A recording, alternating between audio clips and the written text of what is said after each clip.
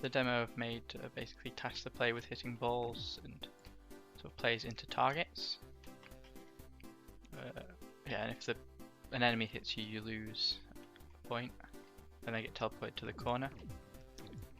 If you're hitting an enemy, they're worth 10 points. And then they're also multiplied as well by the number that appears above the target. And so depending on how hard it is to get something in the target, you get more points. You've got 1 minute.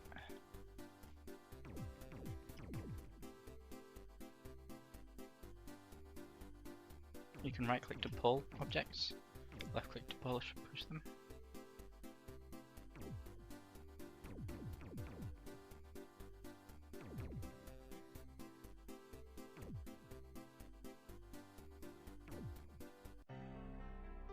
Then once the time runs out, you end up in this end level, which displays a game over and your score as well. And you can also hit and pull these objects because they all have physics.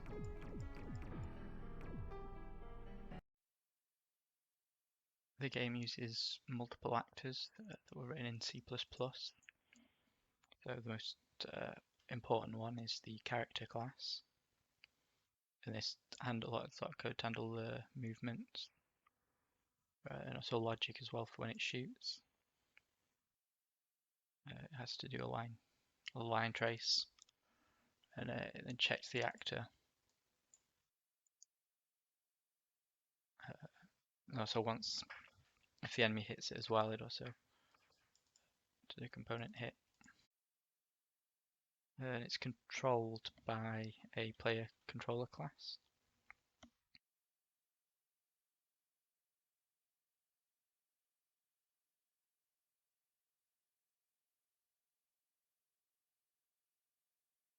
It handles the score, and as well as the UI.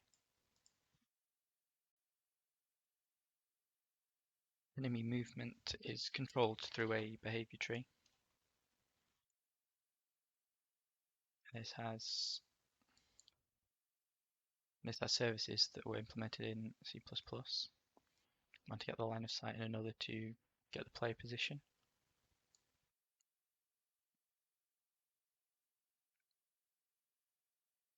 Sound is used, obviously. It has background sound and also a laser effect when the player shoots.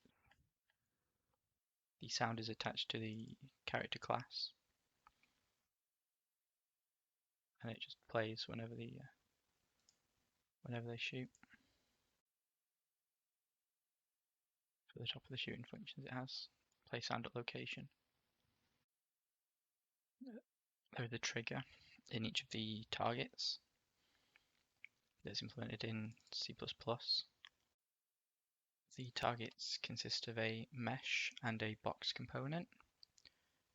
The mesh is just that shape that you have to hit the balls or the enemies into.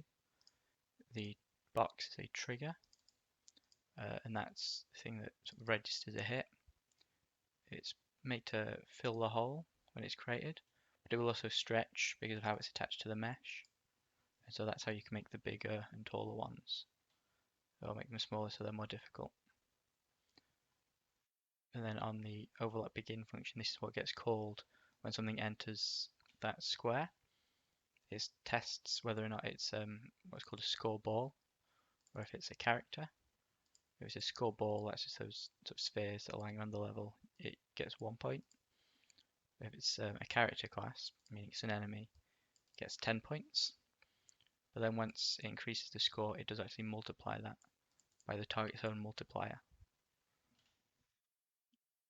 There's a game mode class.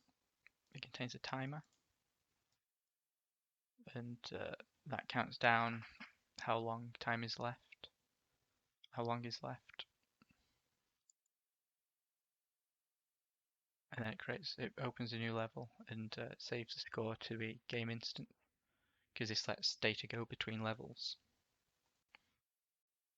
There's used to update the player position as well as to find a random location.